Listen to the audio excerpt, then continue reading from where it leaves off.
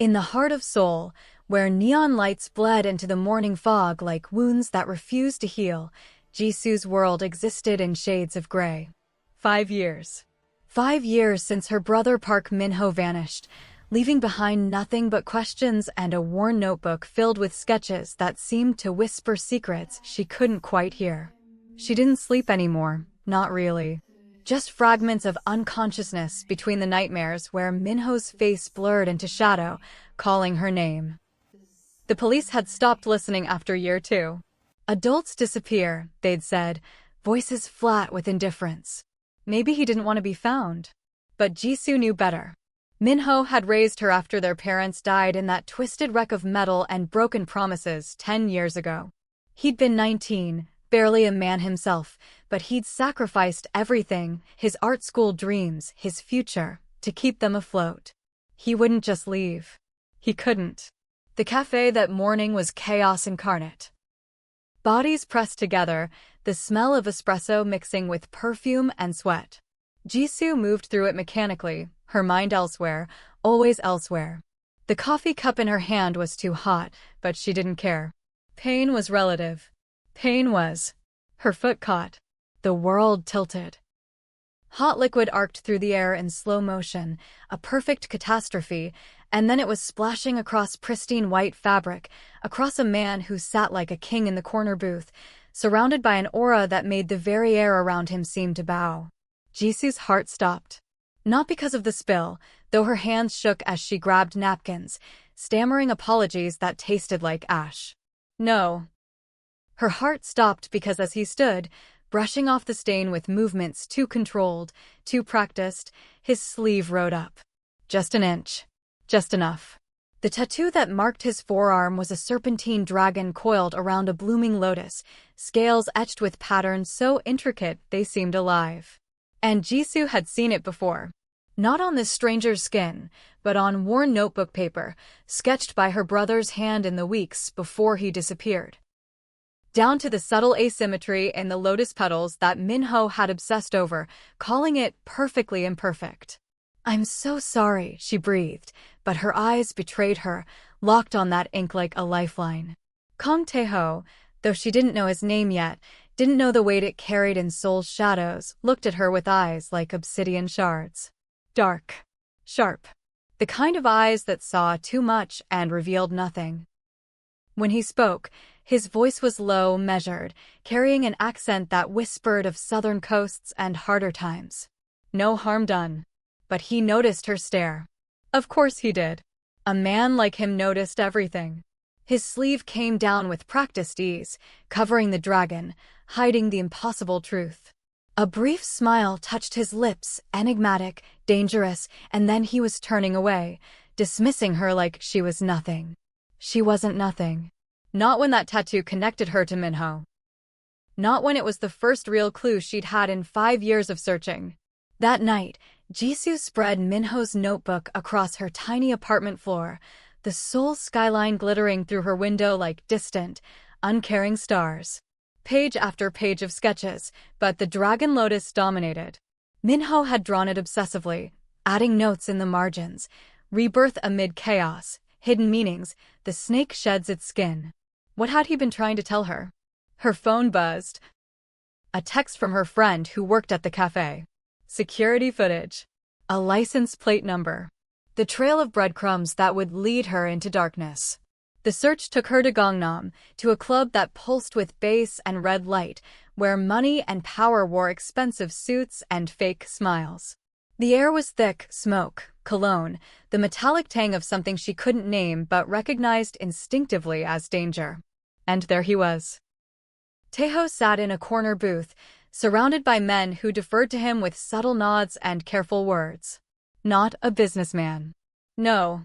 Even Ji-soo, naive as she was to this world, could see the truth. The whispers around the bar painted him clearly, rising force in Seoul's syndicates, controlling territories that stretched from smuggling operations to high-stakes gambling dens where fortunes changed hands like playing cards. A mafia boss. And he was wearing her brother's art. Ji-soo's black dress suddenly felt too thin, too obvious. But she'd come this far. 5 years of questions, of sleepless nights, of grief that sat in her chest like a stone. She couldn't turn back now. She slid into the seat across from him. His guards tensed immediately, hands moving toward concealed weapons, bodies shifting to intercept. But Tae-ho raised one hand, and they froze. That kind of control spoke volumes. You again. His tone carried amusement, but his eyes remained wary, calculating. The coffee girl. Your tattoo. Ji-soo's voice was steadier than she felt. Where did you get it? The amusement vanished.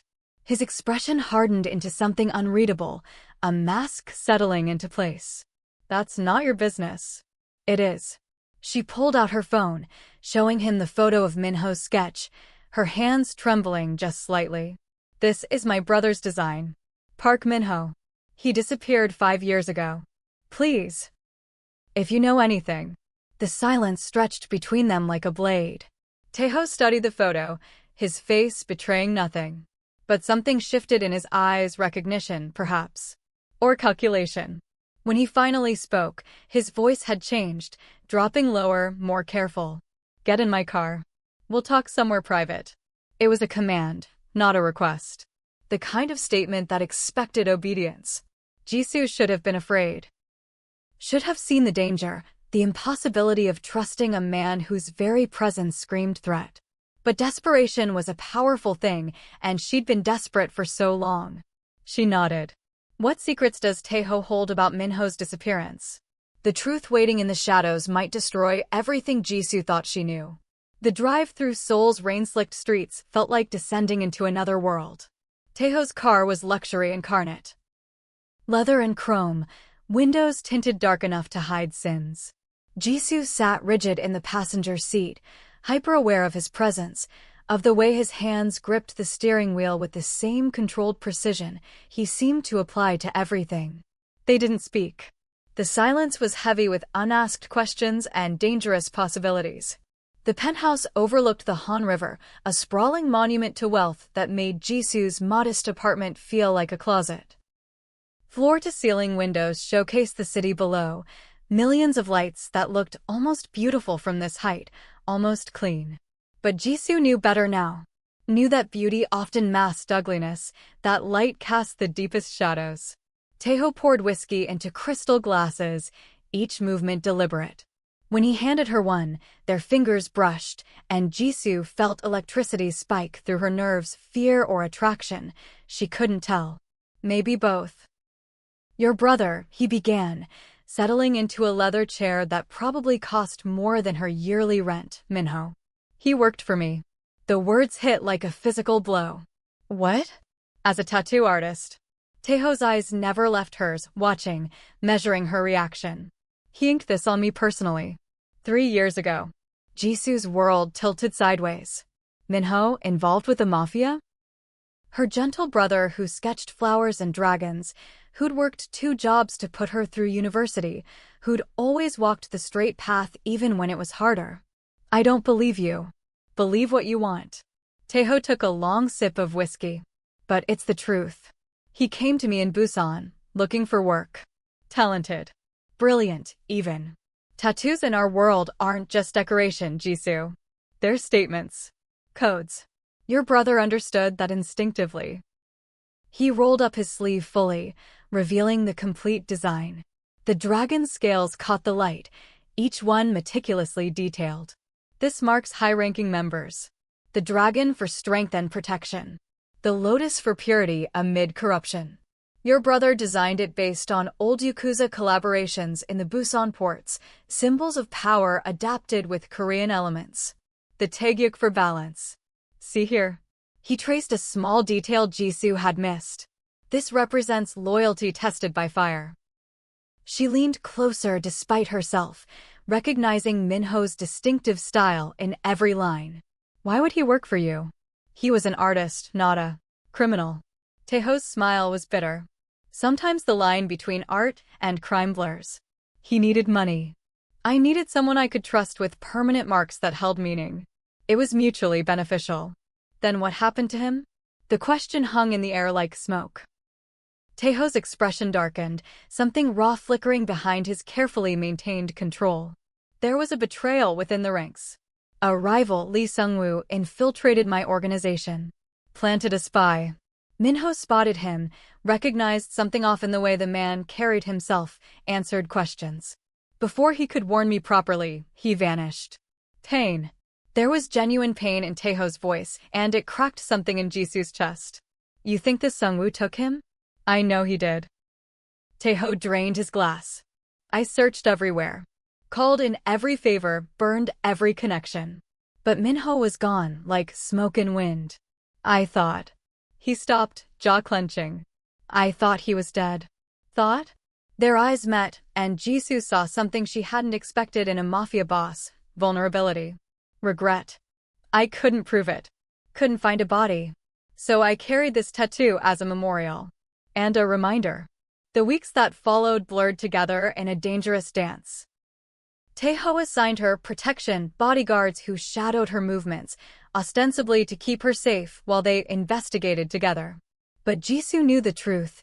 He was keeping her close, watching her as carefully as she watched him. They met in hidden places where Seoul's underground breathed. Tattoo parlors tucked into basement corridors, where artists worked by flickering light and whispered about gang histories that stretched back decades. Tae-ho showed her the symbols. How a particular shade of ink meant Busan territory, how the placement of a design indicated rank, how some tattoos served as warnings to rivals.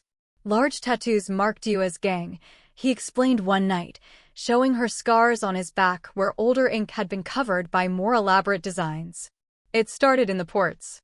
Criminal organizations needed ways to identify their own, especially when working with Japanese Yakuza smugglers. The tattoos evolved. Became art. Ji-soo sketched as he talked, her hand moving across paper in patterns that echoed her brother's style. And Tae-ho watched her with an intensity that made her skin warm. He shared fragments of his past during late-night drives through the city, growing up orphaned in Busan's roughest districts, recruited young into an organization that offered brutal belonging. His first tattoo at 14, a small mark that said he belonged to someone, something. The way he'd clawed his way up through violence and strategy until he controlled territories that brought in millions. I'm not a good man, Ji-soo. His voice was quiet, honest. I've done things that would make you run if you knew the details. Then why tell me anything? He looked at her, really looked, and she felt exposed. Because you see me. Not the boss, not the threat. Just me. The kiss happened during a tense night at an underground meeting. Tae-ho had been negotiating with a rival faction, his voice cold and commanding, when violence nearly erupted. Ji-soo had watched him dominate the room with nothing but words and presence, and when they were finally alone afterward, adrenaline and attraction collided. His mouth was fierce, claiming. Hands tangling in her hair, pulling her closer until she couldn't tell where she ended and he began. You're dangerous for me, he murmured against her lips. A distraction I can't afford. And you're my only lead to Minho, she whispered back, even as she kissed him again, deeper. It was a relationship built on need and desperation, attraction and secrets. Ji-soo knew she was falling for someone who lived in darkness, whose hands had blood on them. But Tae-ho made her feel seen in a way she hadn't since Minho disappeared. Like she mattered. Like her grief and determination weren't burdens to be managed, but strengths to be respected. Still, doubt crept in during quiet moments. She noticed inconsistencies in his stories. The exact date he claimed Minho inked the tattoo didn't match text messages she'd found in her brother's old phone. Tae-ho's description of Minho's last night contradicted details from a bartender who remembered serving her brother weeks after the supposed disappearance. One night, while Tae-ho was out handling business, Ji-soo snuck into his office in the penthouse. Guilt gnawed at her, but the questions gnawed harder. In a locked drawer, picked open with a bobby pin and determination, she found Minho's notebook. The same one she thought she had at home. No, this was different. Pages torn out, sketches defaced with red ink, notes in margins that made her blood run cold. Liability, knows too much. Handle it. Her heart hammered against her ribs. Had Tae-ho lied? Was the tattoo not a memorial but a trophy? The door opened behind her. Looking for something? Tae-ho's voice was cold, colder than she'd ever heard it. Ji-soo spun, the notebook falling from trembling hands. You have his book. His real book. What did you do to him? Ji-soo. Don't. She backed away, feeling the weight of her naivety crushing down. You said he worked for you. That he disappeared. But these notes, they make it sound like you wanted him gone. Tae-ho's expression was unreadable, his eyes flat. It's not what you think. Then explain it. Explain why you have a book with pages torn out and notes about handling my brother like he was a problem. Because he was. The words exploded between them, raw and vicious. Tae-ho ran a hand through his hair, the careful control fracturing. Minho saw things he shouldn't have. A betrayal within my inner circle, one of my oldest friends selling information to Sungwoo. Your brother witnessed it, sketched it without thinking, the way he always did. And when I found out, I knew Sungwoo would come for him. I couldn't protect him and keep him close. Gunfire shattered the windows. Glass exploded inward in a deadly rain.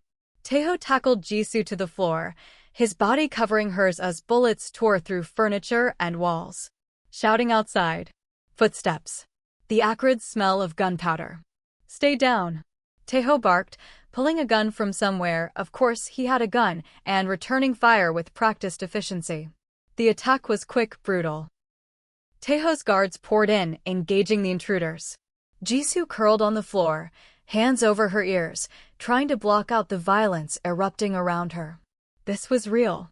This was what Tae-ho's world actually looked like beneath the expensive suits and controlled words.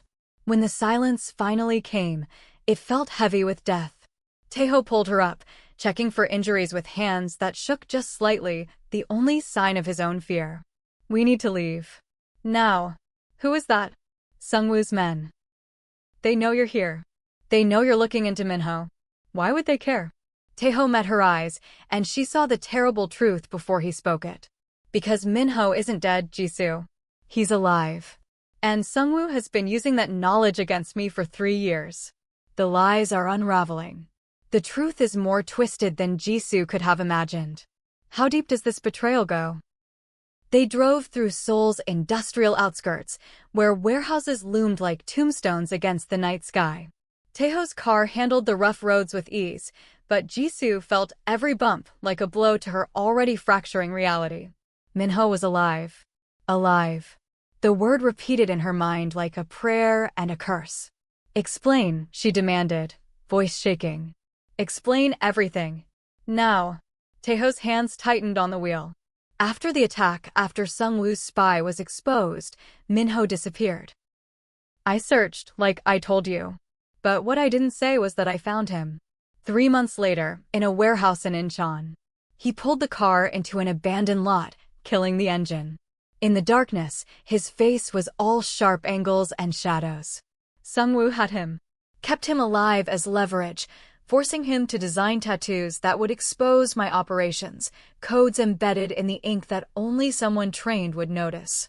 Your brother's brilliance became a weapon aimed at my throat. Ji-soo felt sick. And you just left him there? No. The word was fierce, almost angry. I extracted him. Killed 4 of Sungwoo's men doing it. Minho was broken mentally, emotionally. Months of torture had shattered him. I couldn't bring him back into my world. Sungwoo would have kept coming for him, kept using him. So where is he? Tae-ho pulled out his phone, scrolling through encrypted messages before handing it to Ji-soo. A photo loaded. Minho, older, thinner, but unmistakably alive. He sat in what looked like a small apartment, sketching. The timestamp was from 2 weeks ago. Ji-soo's breath caught. Where? Safe house. Outside the city. I've been protecting him, keeping him hidden. He didn't want you to know. The words cut deeper than any knife. Why? Shame. Guilt. He blamed himself for getting involved with me, for putting you at risk. He thought if you believed he was dead, you'd move on. Be safe. Rage and relief warred in Ji-soo's chest. 5 years. 5 years of grief, of searching, of sleepless nights and unanswered questions. And Minho had been alive, had chosen to stay hidden. Take me to him. It's not safe. Sungwoo. I don't care. She was shouting now, tears streaming down her face. He's my brother. The only family I have left. Take me to him, or I swear I'll find him myself. Tae-ho studied her for a long moment, then nodded. Tomorrow. When my people secure the route. Tonight, we need to deal with a more immediate problem. What problem? His phone buzzed. A message flashed across the screen, coordinates and a single word. Trap. Tae-ho cursed viciously. Sungwoo knows about the safe house. He's moving on Minho tonight. The next hours blurred into chaos. They gathered Tae-ho's most trusted men, hard-eyed soldiers who moved with lethal efficiency. The plan was desperate. Reach the safe house before Sungwoo, extract Minho, and disappear long enough to regroup. But plans in Tae-ho's world rarely survived contact with reality. The safe house was a modest apartment in Bucheon, deliberately unremarkable. Tae-ho's team approached it like a military operation, scouts checking perimeters, snipers on rooftops, vehicles positioned for quick escape. Ji-soo stayed close to Tae-ho, feeling useless and terrified. When we get him, you stay behind me, Tae-ho ordered. No matter what happens. I can. No. His voice was iron. You're not trained for this. I can't protect you and fight. Please. The please surprised her. Made this feel real in a way the guns and tactical planning hadn't. They entered the building quietly, moving up dimly lit stairs. Each floor felt like an eternity. Ji-soo's heart hammered so loudly she was sure it would give them away. 4th floor. The apartment door hung slightly open. Tae-ho signaled his men, weapons raised. They breached fast, a controlled explosion of movement, and shouted commands. The apartment was small, sparsely furnished. And empty. No Minho. No Sungwoo. Just a phone sitting on the kitchen counter, ringing. Tae-ho answered it, putting it on speaker. Lee Sungwoo's voice oozed through like poison. Tae-ho. And the lovely Ji-soo, I presume. Thank you for making this so easy. Where is he? Tae-ho's voice was dead calm, which somehow made it more terrifying. Sungwoo laughed. Minho? Oh, he's with me. Has been all along, really. You see, your dramatic rescue 3 years ago? I let it happen. Needed him somewhere safe while he finished his real masterpiece. Ji-soo felt cold wash through her. What are you talking about? Your brother is quite talented. Those tattoos he designed for Tae-ho's organization? Each one contained coordinates, safe house locations, offshore account numbers. Every piece of damning information I needed to dismantle his empire. And he gave it all to me willingly. You're lying. But Tae-ho's face had gone pale. Am I? Ask yourself, Tae-ho, how many operations have been compromised in the last 3 years? How many shipments intercepted? How many accounts frozen? Your empire is crumbling, and you've been too distracted playing protector to see it. The phone clicked off. Tae-ho stood frozen, a man watching his world collapse in real time. His phone buzzed repeatedly, messages from his operations confirming raids, arrests, seized assets. Everything Sungwoo claimed was true.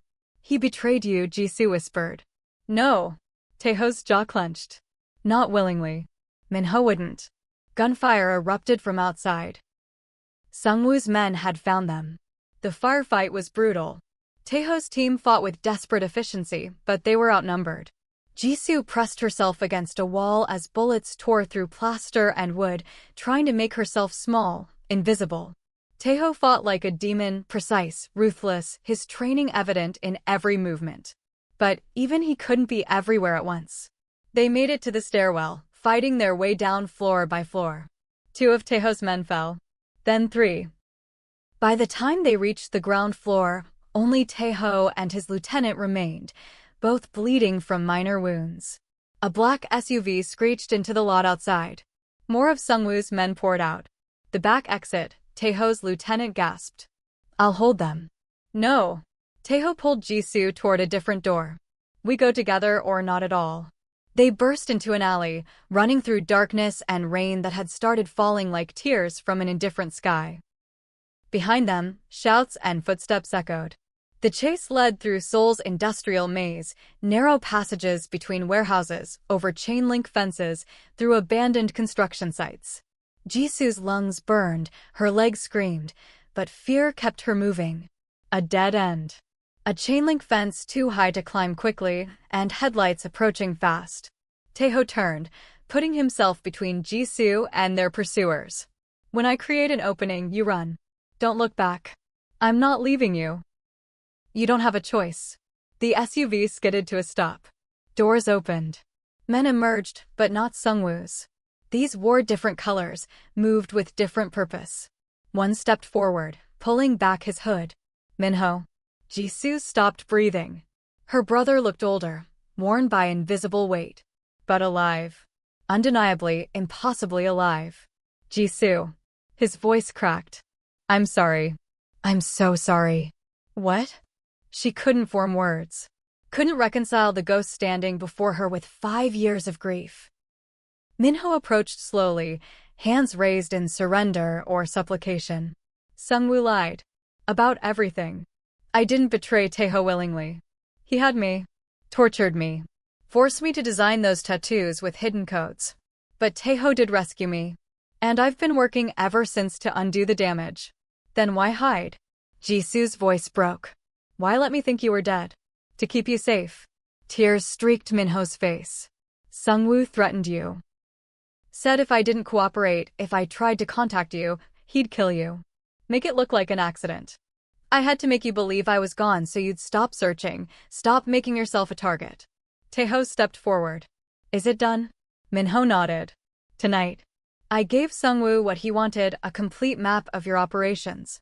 Except every coordinate is wrong. Every account number belongs to his own shell companies. When he moves on them tomorrow, he'll be raiding himself.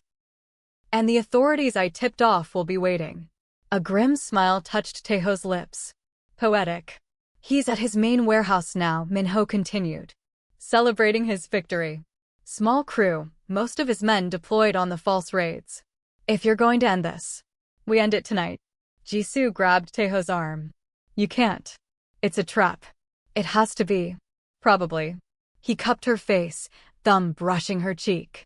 But some traps you walk into because the alternative is worse. Sungwoo won't stop. Not while he thinks he's winning. I have to finish this. The warehouse district at night was a concrete graveyard.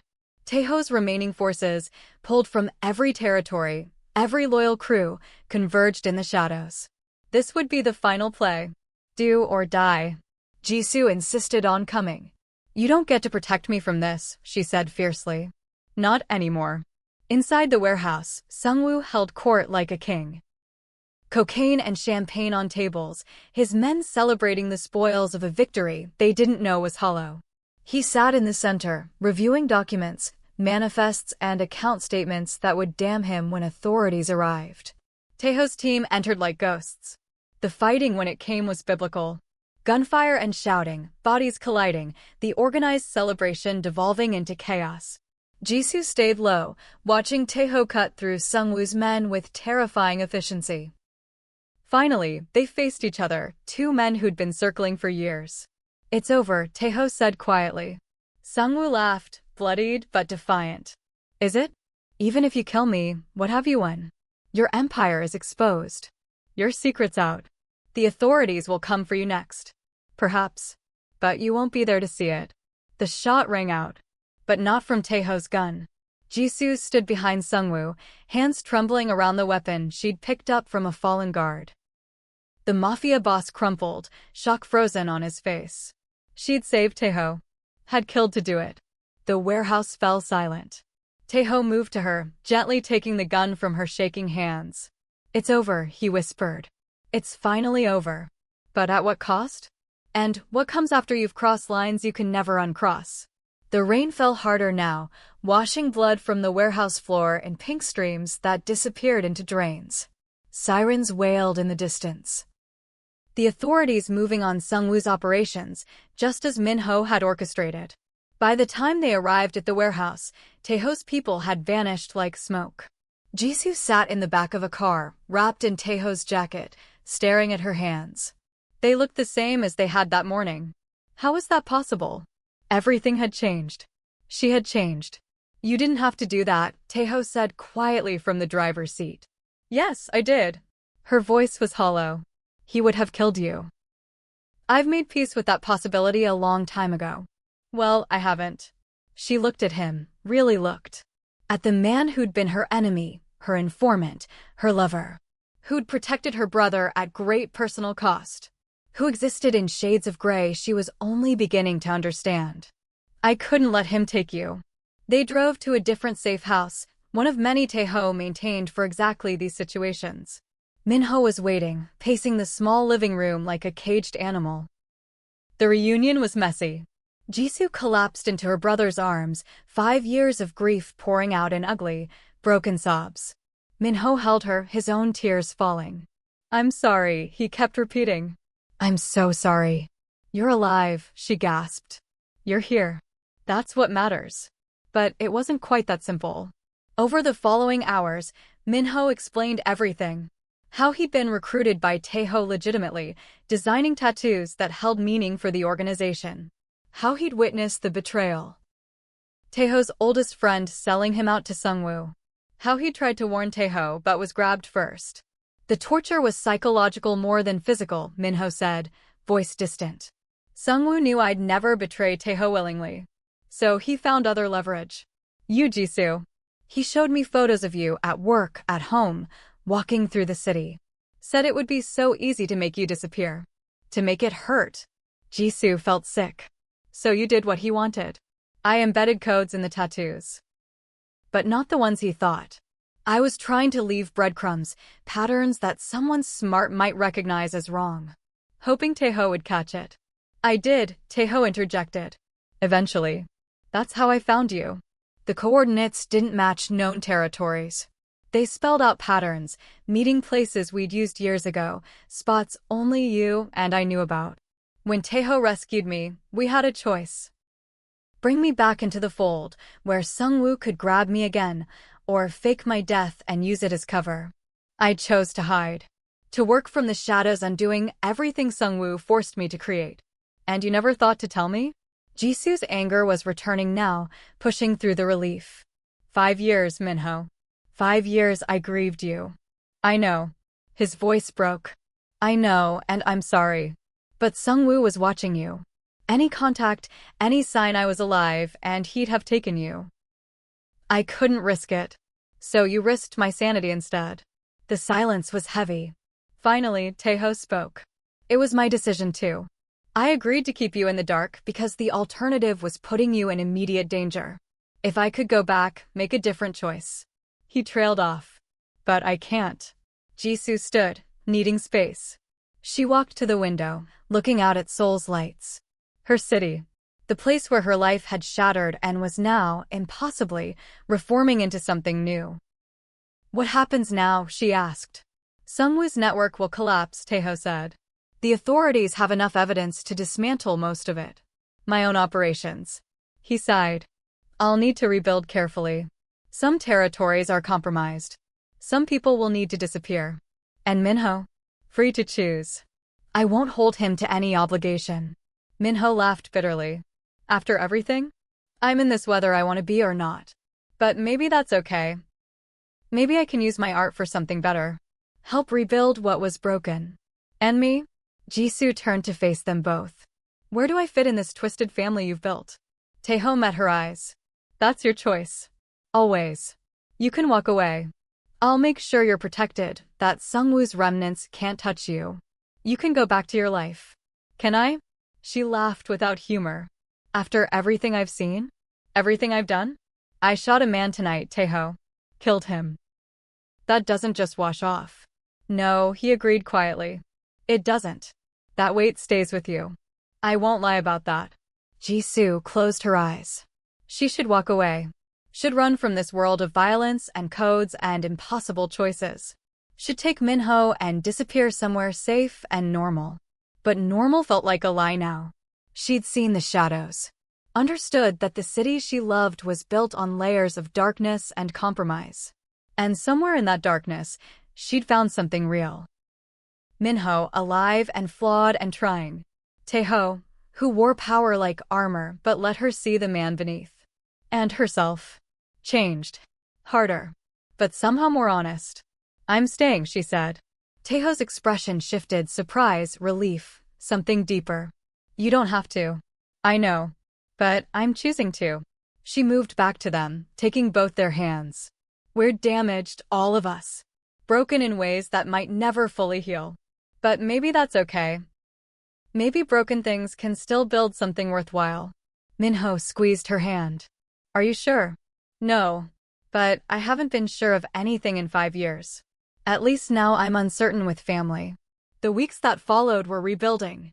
Tae-ho's organization restructured, shedding the most vulnerable operations, reinforcing what remained.